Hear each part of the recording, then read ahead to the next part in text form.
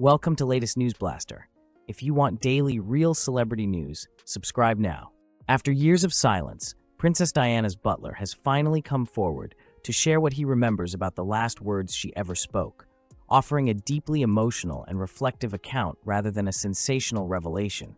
And his story paints a picture of a woman who, even in her final moments, remained gentle, human, and quietly aware that something was not right. According to the butler, who had served Diana closely and witnessed both her public triumphs and private struggles, the Princess of Wales was not dramatic or prophetic in her final hours, but instead calm, tired, and focused on the ordinary details of life, which in hindsight make her loss even more heartbreaking. As he recalls that Diana spoke softly, expressing discomfort and confusion rather than fear, allegedly saying words to the effect of, "My God, what's happened?"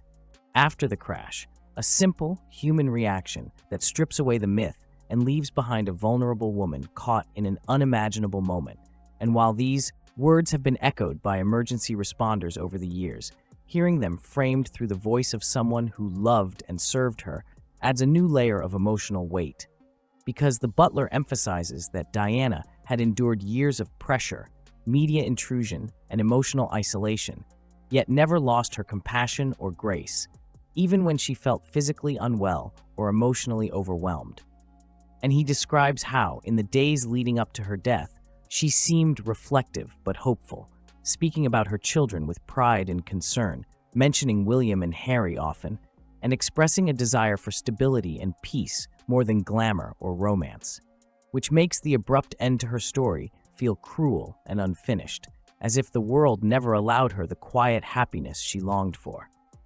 The butler also addresses the burden of silence he carried for so long, explaining that he stayed quiet out of respect for Diana, her sons, and the overwhelming noise of conspiracy theories that followed her death, believing that adding another voice would not bring her back or heal the pain. But as time passed and misinformation hardened into accepted truths, he felt compelled to speak gently and truthfully, not to shock, but to remind people that Diana's final moments were not cinematic or mysterious, but tragically ordinary, filled with confusion, pain, and humanity. And he stresses that her last words were not a grand statement or a hidden warning, but a reflection of a woman reacting instinctively to trauma, which in itself is a powerful reminder of how suddenly life can change.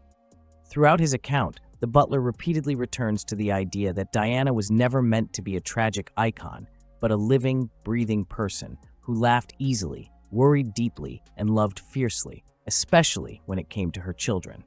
And he recalls how she would often say that being a mother was the one role that truly mattered to her, making the thought that her final conscious moments were spent away from William and Harry almost unbearable for those who knew her well.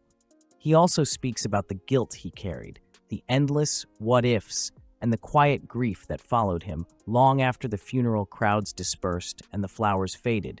noting that for many of Diana's staff,